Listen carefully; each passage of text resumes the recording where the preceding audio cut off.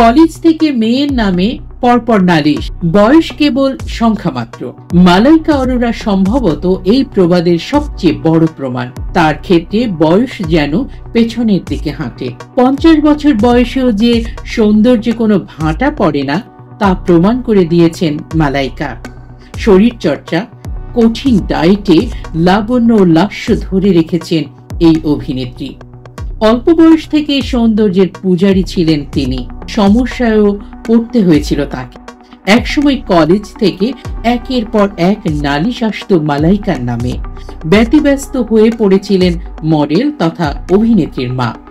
মুম্বাইয়ের জয় হিন্দ কলেজে পড়তেন মালাইকা, কিন্তু তিনি নাকি কলেজই যেতেন না। কলেজে যথেষ্ট উপস্থিতি না থাকায় ফোন আসতো তার মায়ের কাছে। সম্প্রতি নিজেই এক সাক্ষাৎকারে জানিয়েছেন মালাইকা,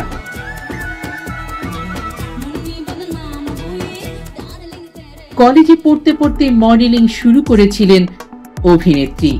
তাই পড়াশোনা ও মডেলিং একসঙ্গে বজায় রাখা কঠিন হয়ে উঠেছিল তার কাছে। ফলস্বরূপ অধিকাংশ দিনই কলেজে অনুপস্থিত থাকতেন তিনি। তিনি বলেছেন, পরিস্থিতি খুব কঠিন হয়ে উঠেছিল আমার জন্য, কারণ মায়ের কাছে কলেজ থেকে বারবার ফোন আসতো। আমি বেশিরভাগ দিনই কলেজে গিয়ে উঠতে পারতাম না। এ নিয়ে মায়ের কাছে নালিশ আসতো।